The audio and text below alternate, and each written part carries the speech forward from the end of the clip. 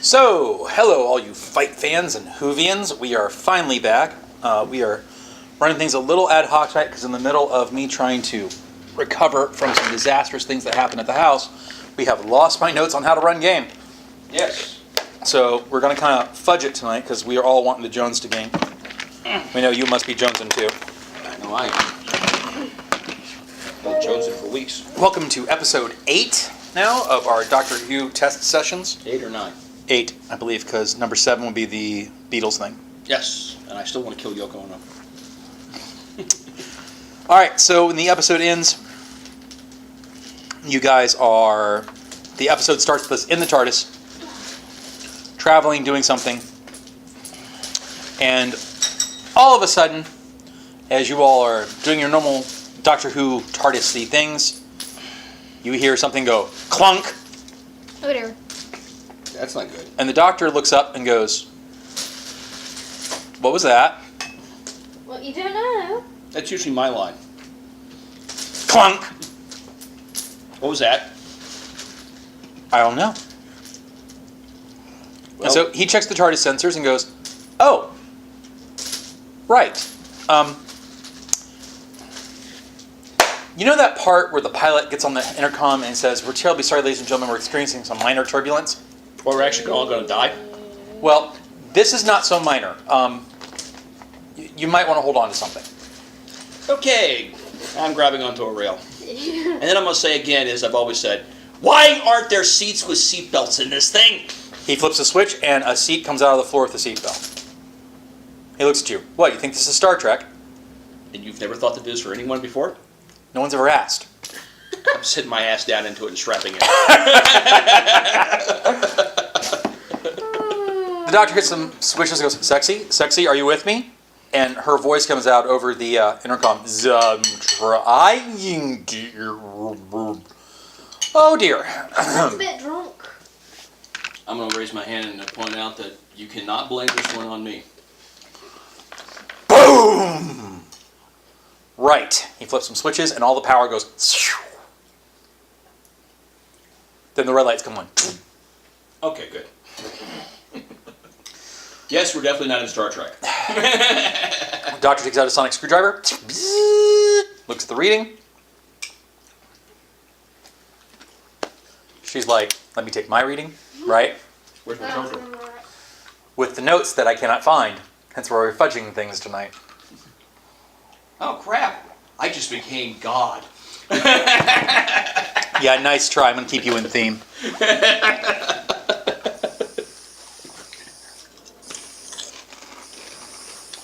Don't have the character sheets, but we do have the toy. Yeah. Damn it, should have brought my gun. Actually, where is your baby tonight? I just realized you're not packing. Well, I was hoping to be home by midnight tonight, so I don't really have to worry about it. Yeah, you'll be home before midnight. It's Sunday anyway. All right, so I don't kill anybody on Sunday. how nice of you. All right, so I do my crusading on the Doctor looks at the readings, looks at you, and goes, "Well, I have some good news and I have some bad news.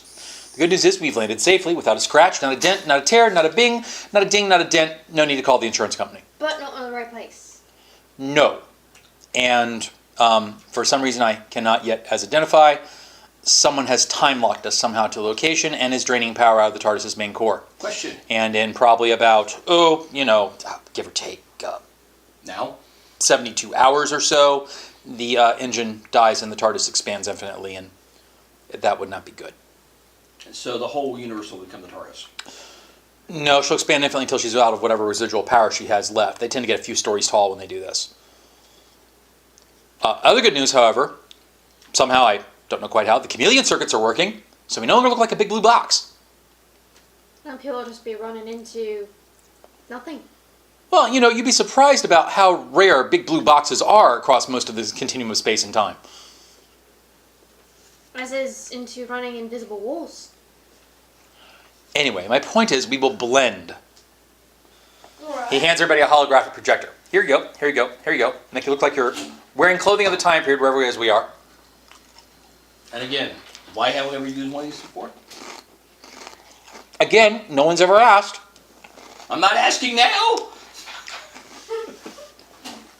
Well, I guess since I'm probably on my final regeneration, I'm finally a little bit more Aware? considerate of other people and their customs and morals, okay? I still think Not aware is a really. better word. I mean, you know, when in Rome, he opens the doors and steps outside, and you're in the middle of like a high, late Renaissance, like 15th century event. He looks around. Do as the knights. Well, we're definitely not in Rome. Oh, boy. Well, maybe we are.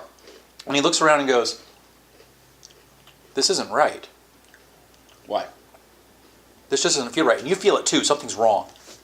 It's kind of like a really subtle, it's like being at a concert for like a concerto, like think of a chamber music concert. And one of the instruments is just a little off pitch. It has the right form, it has the right structure, it has the right sound, but something just doesn't feel right. He's like, this isn't right. Well, let's find out if we actually are in Rome. Find out the given year. And find out who's time locking the TARDIS. Beat them about the head and shoulders, have them turn it off, and then kill them. Well, sort of like that, yeah. Why? Sort of. I don't know about the killing part. They never become a problem again. I still don't know about the killing part. It's easy for you to say, because you're used to it. Your American proclivities aside,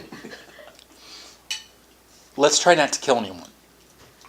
And your European sensibilities aside, if they need killing, I'm not going to stop Thomas. Who said I would just try to stop him? You both kind of look at the doctor, I assume, a little strangely at that comment. All right, What no, do you you don't. Let's wait for that. You sonic him? Oh, the doctor? Who you sonicking? Is it pointed at the doctor, or she's sonicking the outside? We have Okay, Read you it. turn around, the TARDIS looks like a big tent. Mm-hmm. And it's all these beautiful garish colors that are the colors of the scarf he used to wear as Tom Baker. Since when does that happen? Well, It's supposed to always do that. Apparently it's developed a sense of humor while it's sick. well, we definitely blend. Only thing missing now is a dog. Woof, woof. You look down inside the TARDIS door, there appears to be a dog. What are, and you hear in your head, backup robotic assistance unit, master? Great, K9 made a copy of himself and never told me. Can I shoot it? No, you're not shooting my dog. Where does everything go to shooting it with you? Because it's a permanent solution to every problem. What's your name? K10, master. The doctor's like, why did I think of that? K10, hold down the fort, make sure no one gets inside the TARDIS without my permission. Of course, master. Or you just could block the door. Yeah, with her down on a reserve power, I won't take the chance that the door locks don't work. Good point. He, to the outside world, looks like he closes the tent and ties it shut. You guys see him actually close the door. And he turns around and goes like this, very high medieval pageant. The first thing he looks around and goes, that's just, it's weird. And you look around, everyone's wearing these bright, garish uniforms. It almost looks like something you'd see out of like a watercolor role-playing game. Well, it is the Renaissance. They would be pretty garish. Have you ever seen, well I know you haven't, you know the plates from the Changeling White Wolf game? Yeah. Think of that. Everywhere you can see. Okay, even for People the in rest- high stuff, long flowing trains that never seem to touch the ground. Okay, even for People wearing bright shining mail and armor everywhere. Okay, even for the Renaissance, that's a little garish. Yeah.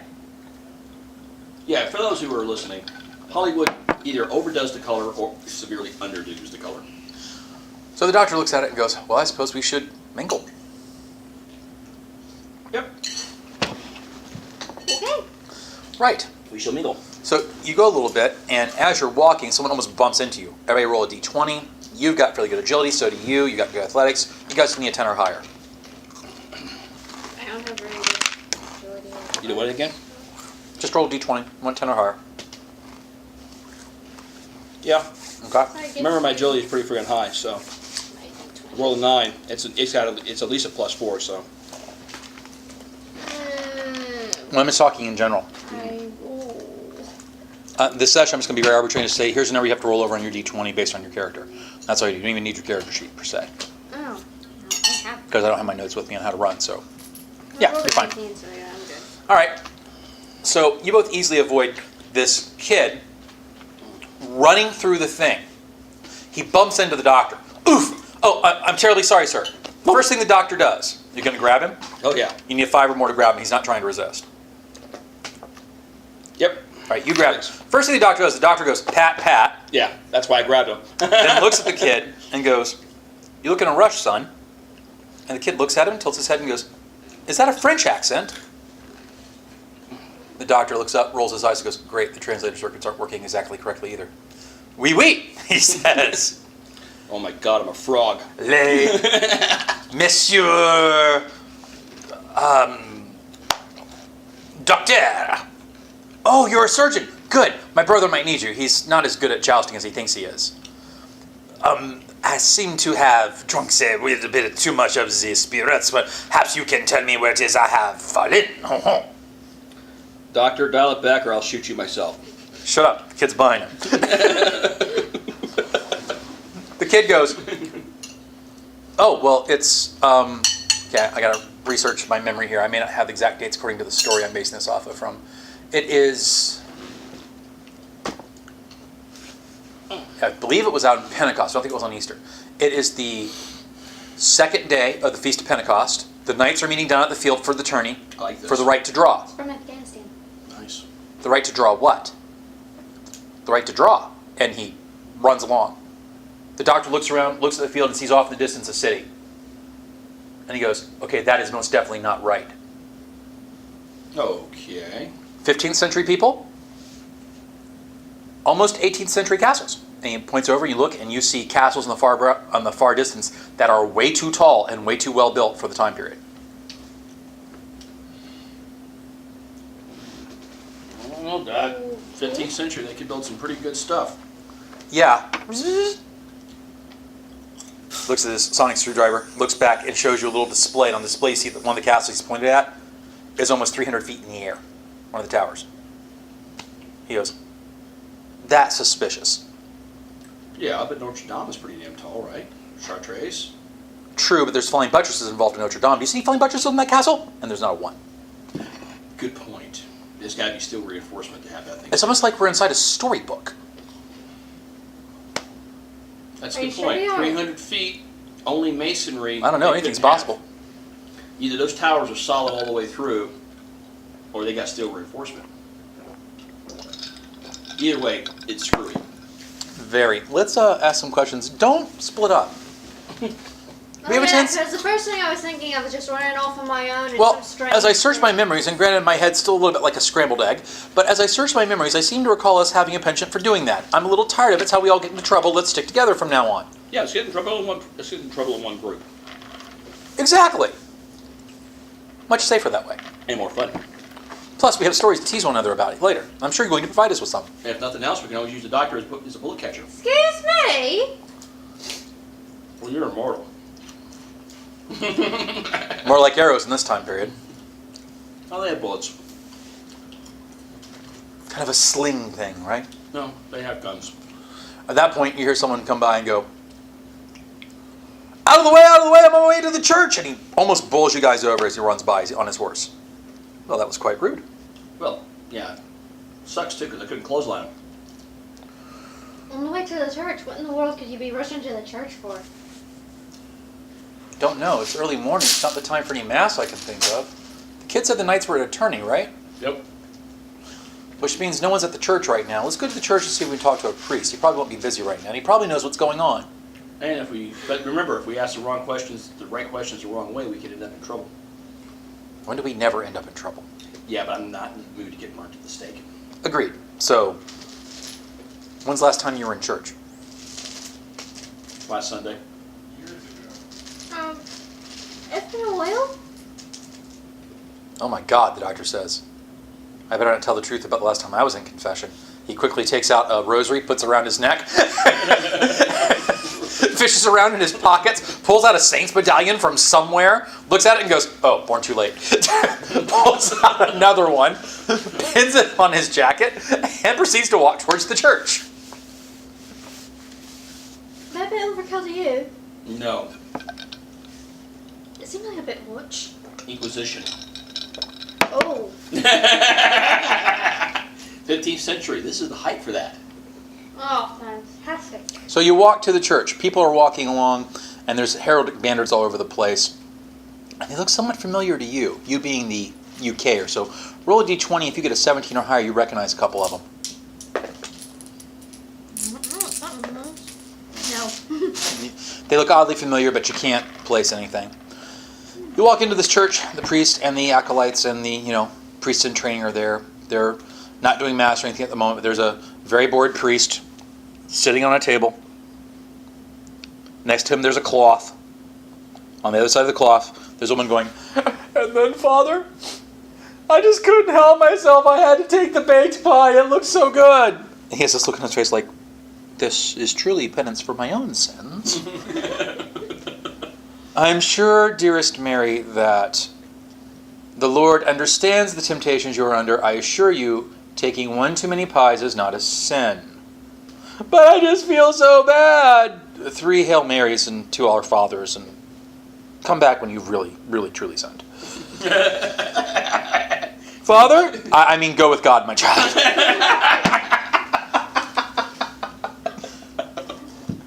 The Catholics laughing. Do they go through that kind of experience? Oh, okay. All right. So the priest sees you guys approaching, and he kind of quirks his head.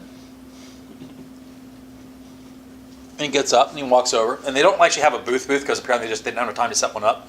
That's how he could see you. He walks over and he goes, "Hello, friends. I don't recognize you." Granted, there are lots of people here today in London, but Oh, thank God. I'm pretty familiar with most of the knights and lords, and you appear to have a foreign look to you. "Parlez-vous français?" "Oui, oui," says the doctor. And proceeds to BS, BS, BS, BS. And by the time he's done, you're a nun in training. You're a Knights Templar.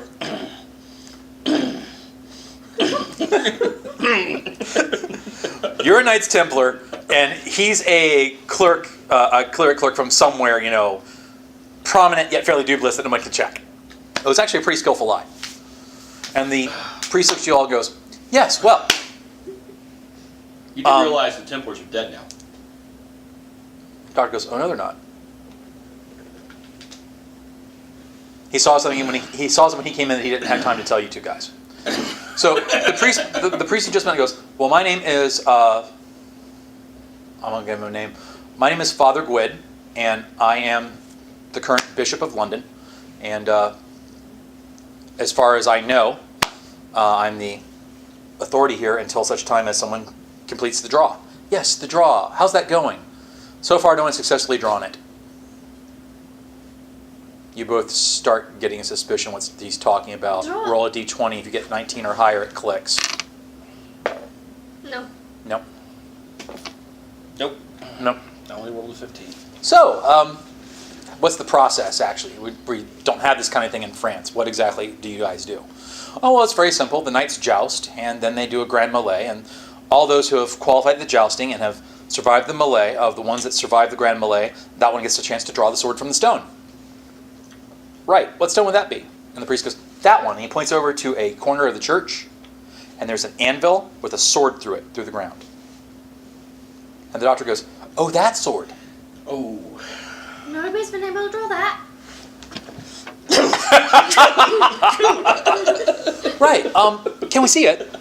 "Certainly." And he comes over, and you walk over to the sword, and the sword is this beautiful, absolutely almost fairy-like, angelic-looking thing made out of silver and gold and copper. The handle is like just right for a man's hand, with wide, sweeping quillions, artwork of like roses and angel wings all up along it, and a very clear inscription in the glass. I mean, the steel is like almost translucent glass, and there's an inscription in gold on it that reads, "No truth, no falsehood, ever shining, truthful light of God." That looks kind of pansy-ish, doesn't it? Claire. Have any women tried to pull this out? Because, that might happen, The priestess kind of looks at you like you're insane. It's Shush! for the question. Shush! She means, of course, their father, that only someone of pious virtues lived a life in prayer and dedicated to the grace of God might be able to pull the sword from the stone. "Oh, yes, of course, that's what we're trying to find by trial by combat." "Yes, of course, of course." He pulls you over, bends your ear, and goes, "Stupid male jock culture, obsessively concerned with proving how big their penises are by smashing big pieces of metal against one another." In other words, you're in a gigantic locker room. Oh, great. None of that, it's a rugby locker room. Because because y'all know the football players are kind of pussy. I'm gonna that to you. The doctor quickly looks at it, does a quick. The priest is like, "What's that sound?" The doctor looks at you. It's a fly. It's a fly. Bug. From France. He starts looking around. From France. The doctor does his. Persistent fly? Yes, much. Right, well, you don't Stop it. suppose that I could have a go, do you? The priest is like, well, I mean, come on, we know nothing's going to happen. I'm not going to be able to draw it from the stone. Well, certainly, you don't see the harm. Ah. Can I try out for him? He's trying. I can't make it move. Something's holding it still. You can't make it move. Something's holding it still. I'm not going to jack it off, so don't worry about it. All right. The priest goes away for a second and leaves you all there. The doctor looks at you and goes, okay, you two realize where we are, right? Yeah, you sent out letters us in Camelot, didn't Yes, you? we're in Mallory's freaking... We're in the middle of the Morte De Arthur, which is a storybook. It couldn't have happened. Yeah. And why? Well, one good thing, at least we won't be burnt at the stake. That's supposed to be Clarent, the sword that Arthur draws from the stone. Not Excalibur is often believed. That's something that Hollywood came up with later. There's actually like three different Freaking swords. Mallory made this shit up. So, Yes, I actually know a story. I've read a book. shocking. Shocked. Yes, I actually can recite to you the entire Mariner's poem verbatim. Some other time when I have, nothing to do but pull out my teeth. In the meantime, let's figure out why Clarent is actually here and how it's actually real and why none of us can pull it out. He looks at his sonic screwdriver scan and goes, look at that. Boom, pulls up a holographic display. You have the same one. And you all see in your heads a display of something magnetic holding the sword in. Oh, There's a small little magnetic field keeping that sucker there. Exactly. turn it off. Only one person can pull the sword out. We all know that. According to the story. And we're in the story. Which means whoever wrote the book makes the rules. So how do we end up in a story? Well, how did we end up in an alternate universe where the Beatles and Yoko Ono were all good guys? I'm really getting tired of people monkeying with time. It's most upsetting. Yes. Not only that, did they muck with time in this case, they mucked with space, reality, the laws of physics. Because let's face facts. Half the crap we saw out there was defying the laws of gravity. Right. Oh, Not to mention good taste. Nobody wears purple and green together. Nobody. Even in the Middle Ages when they were fucking colorblind. Nobody Well- does that. If the purpose of this is to entertain us or other people, then we'd have to logically go where the action is. Let's go to the joust. Yeah, but I'm not competing. There's no way in hell in this environment with this kind of surgical knowledge am I getting 3 feet of metal stuck through me. Agree? You'll live. No, I am not risking that. He pats you on Gangrene the is shoulder. ugly. Trust me, you'll live. Let's go. oh, what? So he gets to be put up on the horse and charge that? You want to fight? Go ahead. I didn't say we're competing. I said we're going to go look. Is there something about people from your time period that you're daft and you don't listen when the woman who's obviously more nobler Question. and wiser than you Doctor. is speaking? Doctor, when have we ever gone to just look at something and only stayed looking at something? There's a first time for everything. After all, this place is defying the laws of physics and all laws of continuity of the universe, so can we. Let's go. I'm going to get stabbed, I know it. I'm going to get stabbed. So you end up walking across the tournament fields over to where the joust is going on. Along the way, I need you both to roll a d20. Thomas needs a 9 or higher. Anya needs a 13 or higher. Yep. We're being followed. Whoa. Okay, future reference. Chili does not sit good on donuts. Noted. Okay. You want some ginger? I got ginger. Yes, please. Doesn't sell the stomach. So the party is being followed. Oh boy. All right, who's following us? Because I rolled a 19. You check on some reflective surfaces, and there's a young lady following us. That's She not can't- bad. She can't be more than 15 or so. Okay. Even by English standards, that's kind of bad. Obviously, she's a noblewoman. Her maid's not with her, and she's trailing us. And the weird thing is, no one else seems to see her. Oh dear. Okay, I think we ought to talk to her. Talk to whom? Says the doctor. Doctor, we're being followed by a 15-year-old young lady who's obviously dressed like a normal woman, yet who's not escorted and alone, and nobody else needs to see her. He turns around and looks and goes, "Where?" You're kidding me, right? You can't see her. 15 feet, directly Describe behind. it. 15 feet directly You do behind. that, he looks, his eyes kind of focus, he shakes his head. Perception filter. Now I Yeah. see her. Why you? She's wearing a perception filter. Why us, not you? My brain is still a little scrambled. Well, unscramble it. We need you. Apparently my regenerations are taking longer. Yeah, Not one comment from you, he says, pointing to Kelly, sensing some sort of sarcastic in the voice. What? I wasn't going to say When we get anything. back to sexy, you two need to talk about that. Right, well, we need someplace to sequester her and interview her. We have a tent. Tents? Or not taking her inside the TARDIS. Well, there's a lot of other tents Oh, why around here. not? She's got a perception filter. Exactly why we're not taking her inside the TARDIS. Okay, so we take ravening barbarians inside the TARDIS, but not technologically advanced people. Remember that. Don't hold the sins of my youth against me. All right, here's what we're gonna do. He looks around. He notices that there are a couple of tents that aren't as heavily manned. We're gonna talk to her right over here in this tent. Oh, okie dokie. Mr. Thomas Yes. will stand guard on one side. I will stand guard on the other, and you will interview her. Me? Yes. You're a female. woman. She can't claim rape if someone comes by and sees the two of you in the tent alone. But I'm not really good at, interrogating. Time to fly. Yes, and besides, again, I don't want to get stabbed. What? So you don't care if I get stabbed? don't have armor. Right. So the doctor and Thomas take up positions. The girl tries to follow. She tries to follow you into the tent.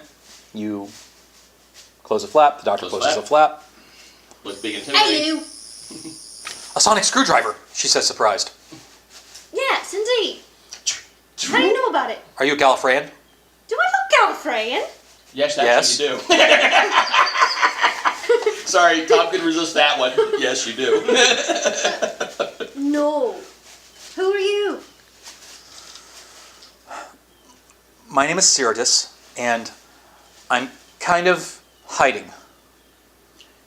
That doesn't tell me a whole lot. There's a rogue Gallifreyan here, and Another one. he is obsessed with me, and he's been trying to track me down. I've been running from him, and I fled the best way I could, but something went wrong with my TARDIS, You're a TARDIS. and it somehow did this. You have a TARDIS. Yes. Are you Gallifreyan? Are you Gallifreyan? I was supposed to be married to a Gallifreyan, and they were taking me there, and then the Time Lord that was bringing me along kind of fell unconscious. Who? Yes. Tall guy, bad teeth, long scarf. Doctor? I don't remember this, he says from inside the tent. Actually, no, I was asking her, but thank you for letting yourself get known. Brain is scrambled. So this, can you describe this Time Lord that's following you around and, obsessed with you and whatnot? Long red hair, has kind of a beard, seems know to be used to getting his way.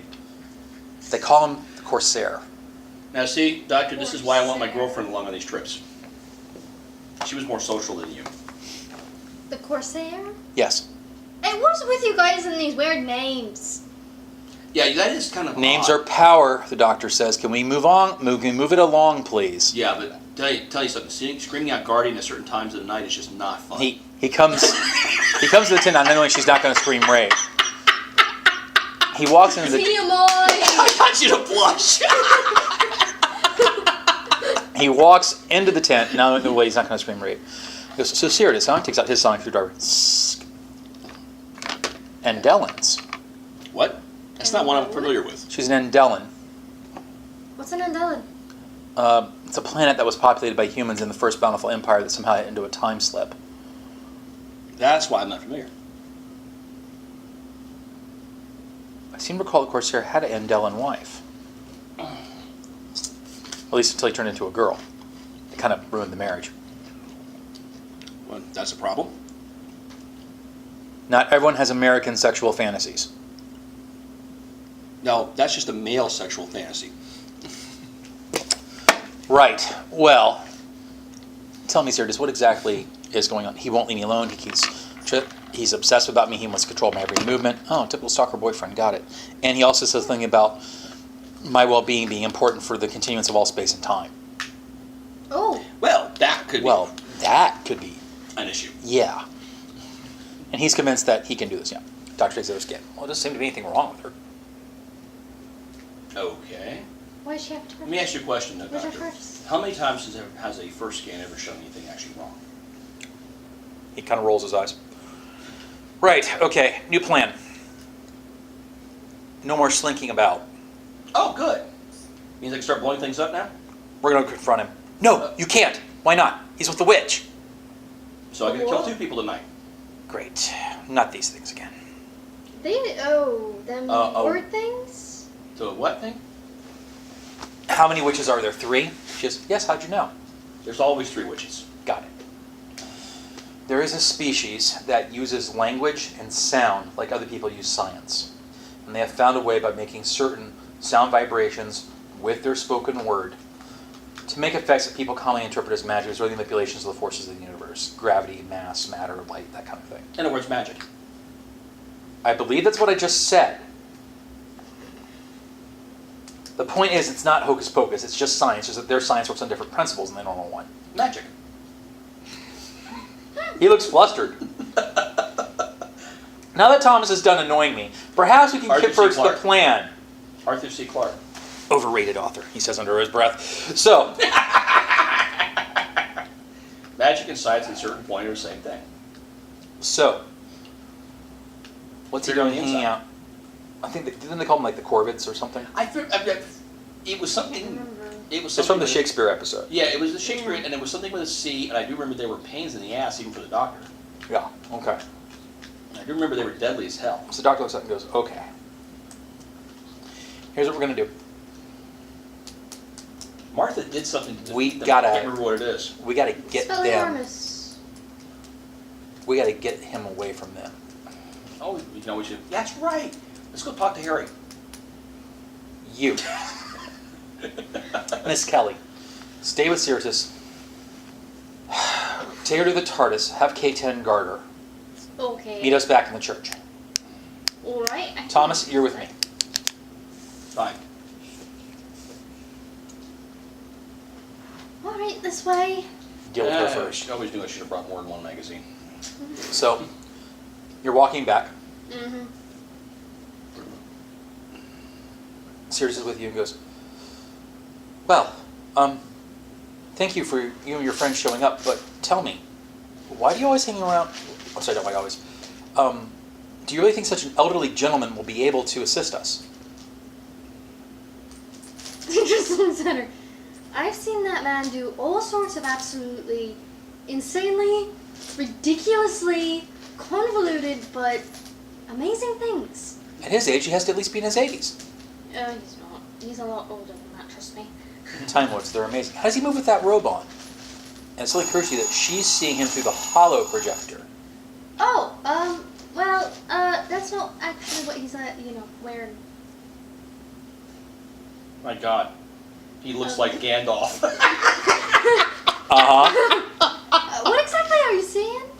Well, you know, he's 80s, long white beard, white hair, crown of oak leaves. Oh, good grief, really? He turned himself into Merlin? Well, no offense, but you With look his quite... ego, what else would he do? No offense, but, you know, obviously you've run away from an abbey somewhere. Did he seriously put And me in a nun's that outfit? skirt is scandalous. I can see your ankles. He put me in a nun's outfit. Yes. That twat put me in a nun's outfit. Or else... She looks horrified at that and goes, where else would a young 15-year-old lady like yourself be from it unescorted? That twat. But I must say you have lovely, beautiful black hair. Black? Yes. Black? Yes. I always thought Kelly looked better as a brunette anyway. Well, it compliments you from your height. I mean, you know, there aren't that many people as short as you. You look cute. Short? Yes. Did he lower me a few inches? She makes a sign with this. You realize that, according to her, you come up to like her shoulder. Oh, good grief! You're like 5'2", eyes of blue, brunette. You're not getting who you look like, do you? No. You look like Morgan. Oh, okay. I was trying to give you the clue there. Because of the series, I don't know where they got that actress from, but I swear to God, the first time I saw her, she couldn't. Honestly, to me, she looked no more than 15, even though the actress is in her 20s. Yeah, She that's has aged well. I think maybe Amber Benson has aged as well. That big burly gentleman with you. That was a very strange accent. Where's he from? Scotland? What's he look like? Broadish shoulder, tall, muscular, kind of balding on the top a little bit. God.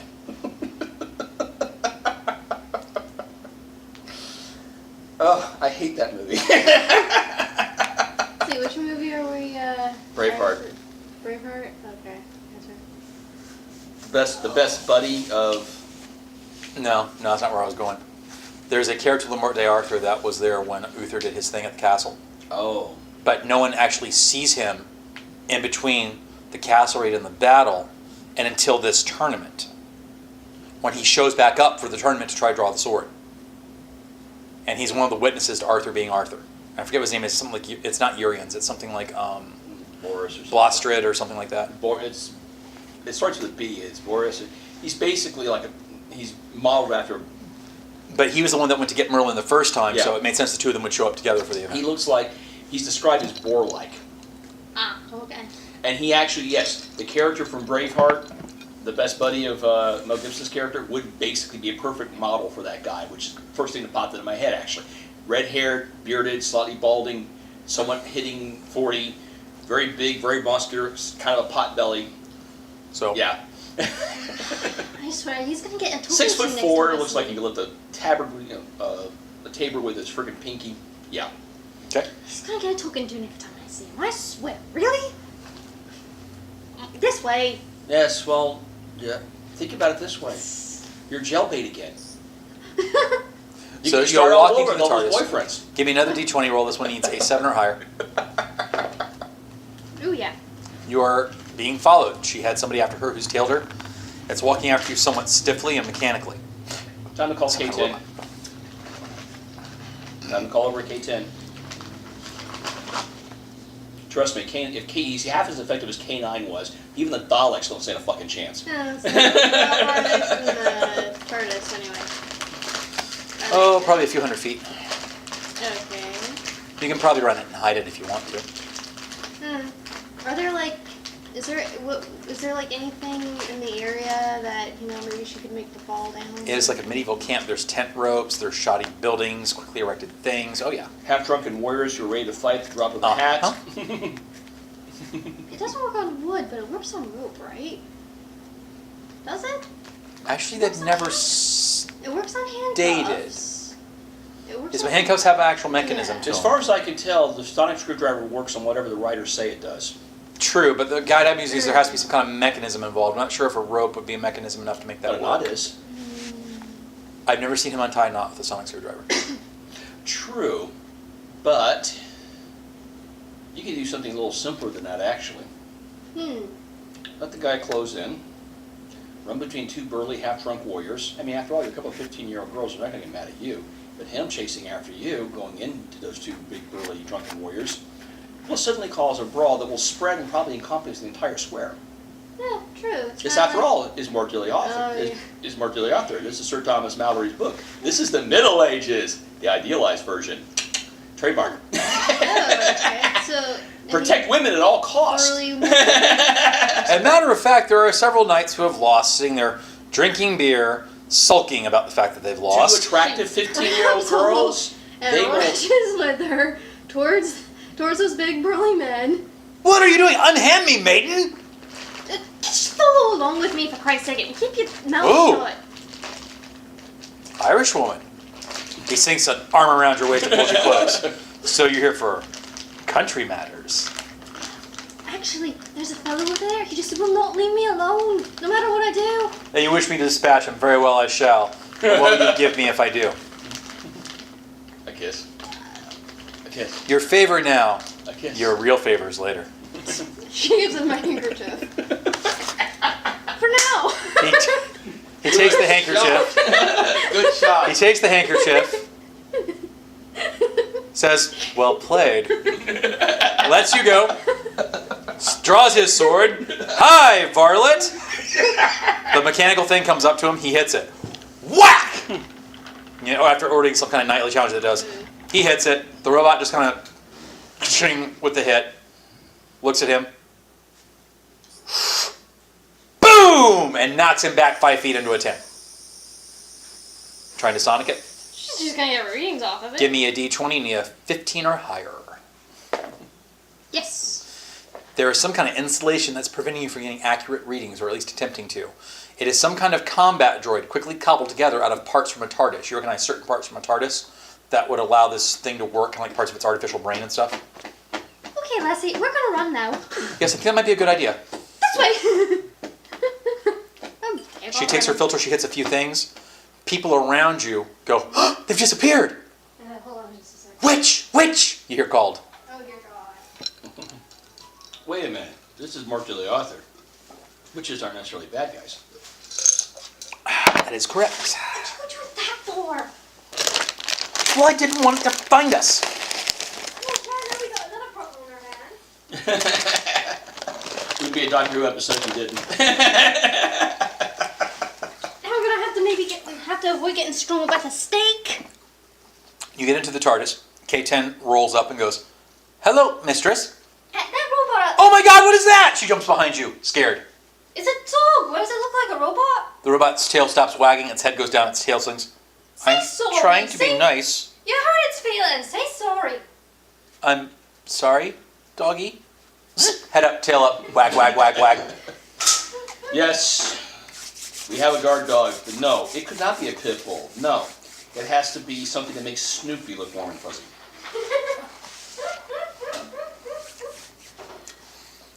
So, So you see, there's a big old like combat robot type thing out there that might be trying to get in here and take off with this lassie here. routing emergency powers to the chameleon device and locking the doors and maintaining our integrity, mistress. I Click. gotta go out there. I cannot allow it, mistress. Excuse me, the doctor told me to meet him at the church, and I fully intend to do so. Thank The you. doctor ordered me to keep everyone inside the TARDIS and the TARDIS safe. I am going to comply with my orders. When did he say that? He is the master, mistress. No, when did he tell you that? Before he left, mistress. Before he left. So he sent me here knowing that you were gonna lock me inside. Probably. I have to assume it's to keep you out of trouble. Keep me out of trouble. He's the one who gets in trouble most of the time. According to my data files, you are a hacker. You have a criminal record. You are affiliated with a terrorist group and have more on one occasion creatively interpreted the doctor's orders. Well, thank God I wasn't the one escorting. I'd never leave. I am going to go outside. Open the doors. Or I'll No. open them. No. I won't hesitate to use this. The robot clicks something, something else clicks. It kind of stands up on its hind legs. Its front legs kind of cross. It tilts its head as if to say, "Try it." You do realize you're having a pissing match with a robot. A dog robot. You know, this never works out for Charlie Brown. Snoopy always wins. Turns the doors and tries to use it. It doesn't come on. What am I supposed to do in here? We have many CDs of jazz music, mistress. Oh, you've got to be kidding me. Open the doors! Do you have a girlfriend, Ipanema? In fact, we do.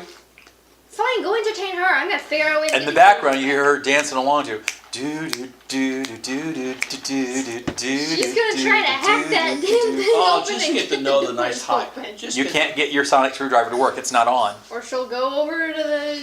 You go to the non-functioning keyboard. She'll try anything at this point. You go searching through the TARDIS for some working terminal. Got it. We're going to leave you there. Is she muttering under her breath or anything at the doctor? Oh, she's cursing a lot. Okay. Us. Yeah. We're walking through the turning fields, getting through the nights, getting through all the people. And you pass by what appears to be on the field a bunch of knights just standing there watching the events. They look a little too calm. The doctor quickly does a little quick zip, looks at you. Androids. Wonderbar. Made out of TARDIS parts. So wait a minute. The Corsair basically trashed his own TARDIS to make soldiers? A little bit earlier in my personal time stream, I actually encountered the wreck of the Corsair's TARDIS. It was never explained what it was doing there. The people that were there said that they had a lure. At the time the Corsair was... That's just weird. I wonder if we're to part on his personal time stream right before that happened. If so, we have to warn him. We might be able to prevent the wreck. Except I know he already wrecked, so he's still going to wreck no matter what I do. I hate temporal mechanics. Doc, question. Is the Corsair not, or is the bad guy? He's a little headstrong, but he's not a bad guy. It's not like he's the master. So kidnapping and attempted rape are not necessarily crimes in your book? Well, we have her word for that. We don't know what his side of the story is. And maybe it's speciest of me, but I'm going to give my fellow Time Lord the benefit of the doubt until I hear his side of the story. Well, where I come from, you trust a woman's word and never proven otherwise. Because generally speaking, they're the ones less able to defend themselves. You obviously have not met many Gallifreyan women. And that's certainly not been true of my wives. Well, actually, I meant in the sense of defending themselves in the sense of, let's face facts. She against the Time Lord, who's going to win? Provided she is what she claims, and it did go down the way she did. I'm not saying I'm thinking she's at fault. I'm saying that we don't know what's going on. We need more data. Yeah, well, I'm just saying don't tip our hand about who and what we are to this guy until we know for sure. Agreed. He won't know me or you. Yeah, well. I need to modify your box for a second. Alrighty. You need to modify this. Now we don't show up as Time Lords. Well, I'm not a Time Lord, so. You're in denial. I never said I wasn't Gallifreyan. I just said I was a Time Lord. I still don't know how that happened either. I gotta figure that out. Hey, in my spare at least time. I get to be reincarnated. I get to screw a great looking chick and spend a lot of great time with her, and not have to worry about dying at 90. You're not me. In Yes. the meantime, let's I find actually out. want just one chick. In the meantime, let's find out what these androids are doing and why they're watching the field so intently. Looking for somebody who can draw the sword. Think about it. Corsair's great is environment. Try If to the find reality's kid. following the story, then we need to find the boy. Arthur is a threat to his control, We gotta keep King Arthur alive. basically, and Merlin too. Yeah. Merlin too. The doctor says something sounding a little bit guilty. You didn't, did you? What? All right. What does Cully look like? A young teenage nun. And you look like a warrior from the Northlands, and I look like an older... You turned Oh, yourself crap. into Merlin, didn't you? No, I didn't turn myself into Merlin, but during this time period, if it wasn't what we thought it was, there were a lot of rustic clerics that, because they were rustic, were nature symbols, so they'd be closer to the people that still hadn't... In other words, you look like Crap, a I look like a druid.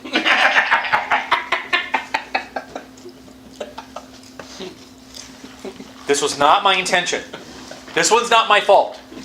River never finds out about this one. Personally, if Kelly's been talking to the lady, you send her back to Thrones. She's already figured out what she looks like. Oh, shit. I would definitely check your environment before you lay down to go to sleep.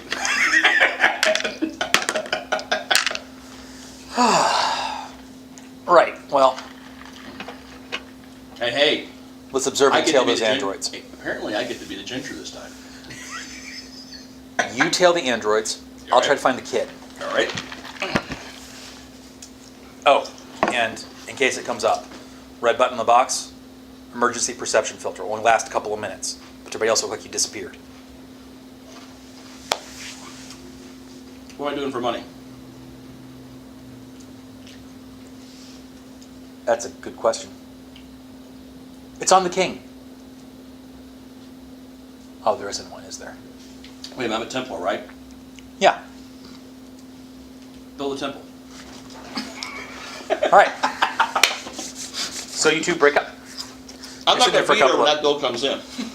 You're sitting there for a couple of minutes, and one of the androids quirks its head and turns in its armor and looks directly at you. And then it looks past you, keeps seeing the crowd. And you see them beginning to walk around the field towards where you see the doctor disappeared. I'll wait till they're about going to wait till they're about 30 to 40 yards out and then follow. Okay. You're saying they are moving as a group, correct? Yes. They're in full armor, correct? Yes. Shouldn't be too hard to follow in this crowd then. Even with all the knights around. Nobody actually wears their armor all the damn time. Right when he gets to the edge of the field, as he's about to disappear, one of them puts a hand on it. And you see zip, an electric current go through the arm. Yep. Roll initiative. You're saying it's my initiative. He said just follow him. Okay, you're just gonna watch. So whatever the thing attempts, it doesn't work. The doctor grabs the hand, peels it up, steps under it, pulls it down, steps up behind him, and as he does, it's like, here's the guy's body, the doctor's here. The doctor's suddenly here. And because of the torsion on the shoulder and the thing's built like a human, it goes, whoom, bam! The next one throws a punch. He guides it by, throws it on the ground. The next one tries to grab him. He directs it into the other two, puts them all three in a pile, and stands back with his arms out like this. And everyone around is like, whoa! And you hear mutters up, magic, it's gotta be Merlin. Nah, There's stories of Merlin. it's just wrestling. Yeah, one of the things that people don't realize is all those fancy moves from professional, quote, professional wrestling, they're actually done for real, and take all the fancy jazz out of it, are fucking effective and deadly. They're very similar to judo. The robots get kind of back up. The doctor picks up one of their swords and says to them, now look, gentlemen, you see him take a sonic screwdriver? Zzz, palm it. I really, really don't want to have to resort to more violence. Please leave an old man alone. Oh, please, resort. Or face my sorceress wrath. And he kind of grimaces after he said it like, that's going to be used against me later. Drink. Landers gets up and says, you have no power here. Really? That's some good meat. And because of where he used the sonic screwdriver, he accelerated some rust. He takes the sword and bends it and it breaks. Everyone backs up. He throws the parts away. He gets into this weird pose where he puts his hands out like this and he waits. You've seen it before, it's Aikido. Yeah. The robot tries to throw a punch at him. He deflects it, takes a sonic screwdriver, puts it right in the thing's face. You hear zik, real quick, and the robot kind of goes zik, and it looks like it fell asleep. Which, according to the legends, Merlin can put people asleep. Yep. The next one comes out, he guides that one by, zik, it falls down. And the third one, zik, zik, thump. And he looks at you and he goes, oh, Good job, Merlin. yes. Now, you have one question there, Merlin. Do not worry. They are not deceased, they are merely sleeping. My sorcerer's powers truly are great. And now everyone kind of backs up another 10 feet. Now, Merlin, I got one question. Yeah. How are we going to follow them to the boss now? What wasn't my fault they attacked me? Actually, I was hoping they would capture you so I could follow them. You were going to use me as bait? You've used us as bait. That's different. I'm in charge. Well, I believe in equality. That's that American thing. Well, Equal opportunity. this time for you to Trying new things. Well, this time for you to shoulder your part of the burden.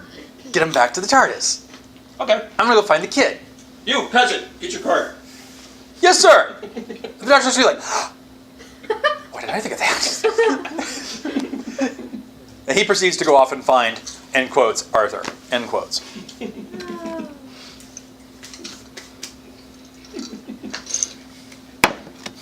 Right. I just hate that speech about being American. Never seen it do that. A few minutes later, there's a knock on the door. Bang, bang, bang. Hello. Are you gonna open the door now? Who is there? Says K10. It's Thomas. Oh, Mr. Thomas. One moment, sir. The door opens. Chuck And 1. all of a sudden you see Chuck Anya bolting out the door. Chuck 3. Anya bolts. Right out the door. K10 tries to catch you and fails. Zip. Quickly, get mistress. She is not safe alone. It's okay, she'll be with me. Watch these 3 robots. Take them apart, experiment, find out how they work. But, Mr. Thomas. Oh yeah, watch the chick. Close the door, take off. I thought I wasn't gonna get out of there. K10's head goes down. Why am I always stuck in the TARDIS? Anyway, I thought I wasn't gonna get am. Why I'm always stuck in the van. He locked it on me. He locked it on me and he wouldn't open the goddamn doors. Cease. What? We gotta go find Arthur. Come on. Arthur? So there's actually an Arthur? Yep.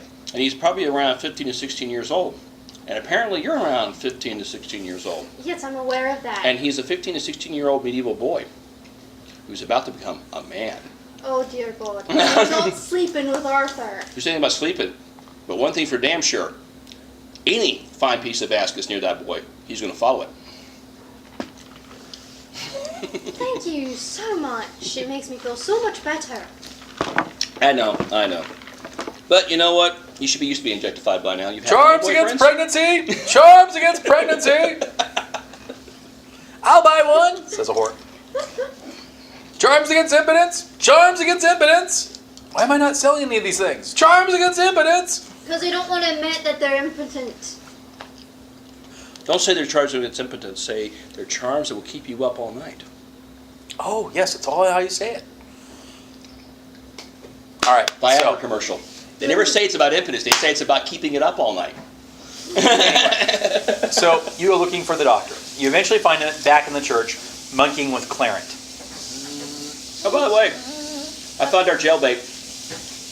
Oh, hello. Yeah, your dog. You need to have a talk with that dog of yours. He Now, locked me in there. Kelly, you hate being jailbait, right? He's the one who made you jailbait. I'm aware of that. He made me into a nun. Well, I figured it was the best thing for you. Very hot. I mean, after all, with your dating history, the last thing you want is more attention. Why are you hitting me? You do realize that nuns are hot. I'm taking a break. I am taking a break. What part of taking a break does no one understand? Exactly, he says, pointing to your disguise. I said I wanted to look like a nun, though. Nuns are hot. They're almost as hot as the whole screwgirl outfit thing. They're like the third most requested whore thing. Exactly. Doctor goes back. So I think I have this magnetic field thing kicked. I thought you were supposed to find the boy. Well, I got to think about it and realized the boy's going to be here, isn't he? And we got the That's entrance. the problem, though. There's a good chance, of course, there doesn't want him getting to here. Well, I can only be so many places. This seemed like the better place to be. Next question. How old was Arthur at this point? 14, 15?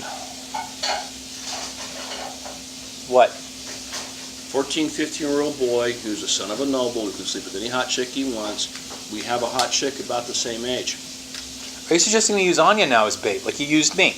Exactly. You used him as bait. Yep. Yes. It was hilarious. Good, for once. Now you get a piece of your own medicine.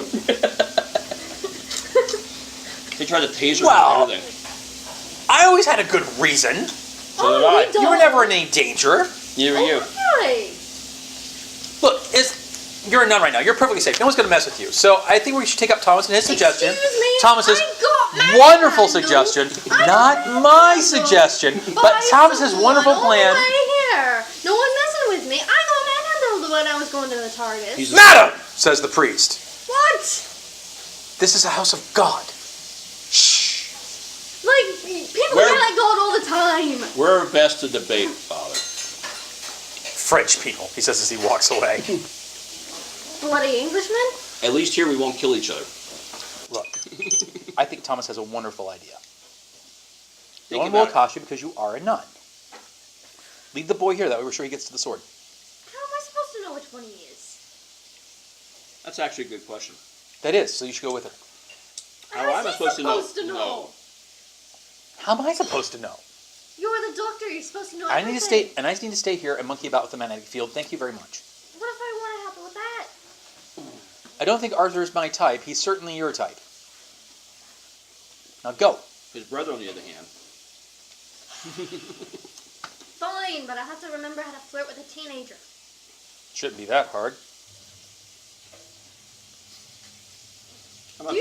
I'm not touching that. just- I am not touching that one. You two can just go wank yourselves. I don't have to anymore. Right. So. Stops off. Okay. You know what? She does remind me of a nun now.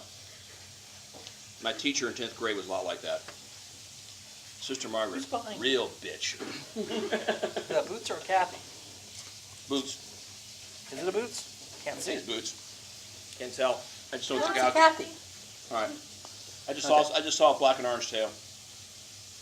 Ain't you a good girl. All right, so you go searching through the tournament for Arthur. For teenage boy. God, I cannot remember the name.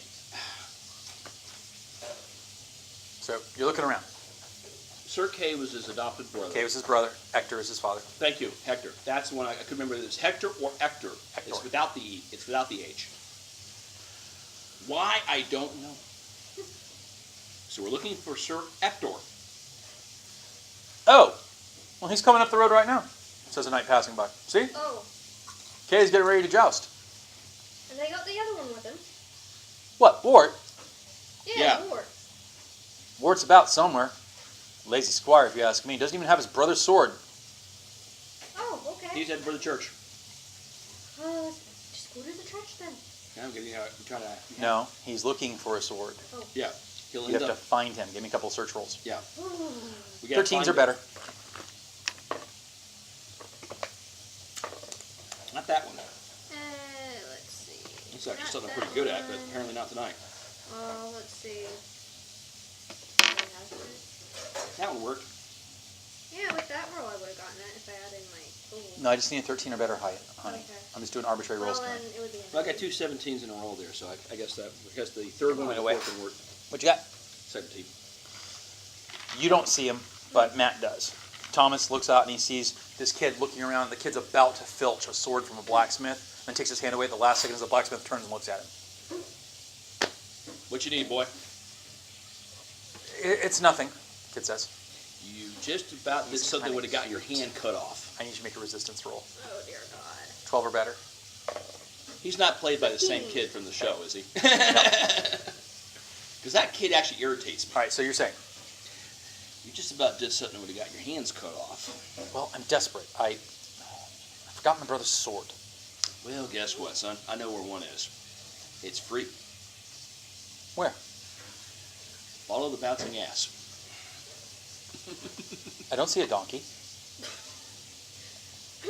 Son, I you think I live can a somewhat help you sheltered out life, there. haven't You you? just follow me and don't listen to anything that he says because he's likely to lead you astray. So follow me. I'm a knight of the temple. I would never do such a thing. Certainly. Really? He looks at you and he looks, certainly, my lady. You can tell he's having trouble deciding how old you are. Just this way. Okay. You see, son? That thing that's bouncing right below her spine? That's her He's already ass. walking away. So you're walking him through the crowd. Not Sonic Thomas. Not Sonic Thomas. Not Sonic Thomas. Please don't do this. So, that accent, you're French? The boy asks. More or less. He says something under his breath. Roll and see if you hear it, 8 or higher. Yep. Oh my god, a French girl! More of a fun boy.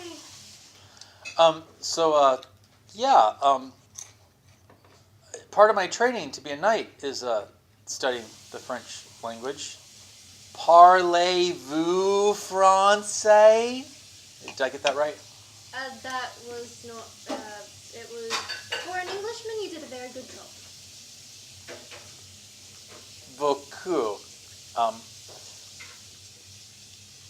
He tries to say he thinks you're very pretty in French. It comes out slow and slanted like that. And she probably The, doesn't know the box French. translates it, and you hear it, like you hear him say it in French, and the box translates in your mind. And then below it, there's some programmer who's put a little sarcastic comment. God, he's trying too hard.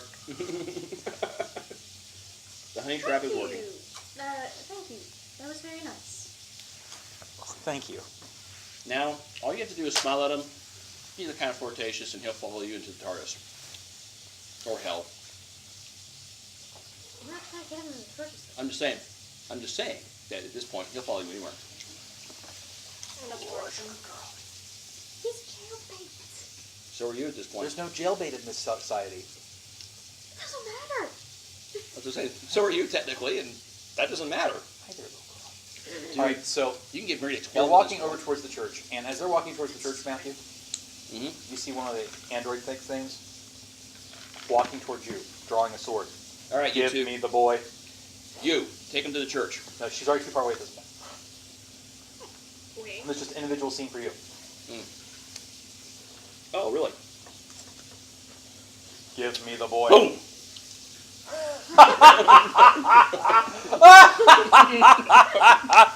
All right, no. So the android like swishes its sword back and forth, beats its shield every one of the parts. Boom. I was like, whoa! Thump! And it just kind of falls down with a bullet in its head. I was 18, so yeah, I probably would have nailed him. You hear the gunshot. Really? Cutscene to the doctor. Note to self. Communications relays, so I can yell at Thomas. Really? He has to pull out his big boomstick all the time? Doctor hears you coming, hits something on this thing, disappears. You walk in with the boy.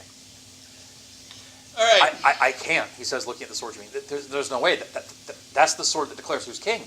Exactly. So go grab it. You can always put it back if you want. But only the king can take it out of the stone. Does there look like there's a king around here to use? Which means I won't be able to pull it out. Just pull the sword out. You really think I can? Yes. I've never been able to do anything in my life. I'm clumsy. I'm left-footed. Well, how are you supposed to get anything done in your life if you don't try?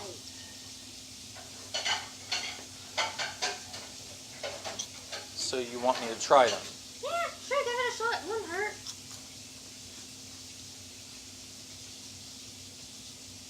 He looks like he's got like 3 or 4 things going through his head, but he tentatively walks over to the sword and goes, God, this is so stupid.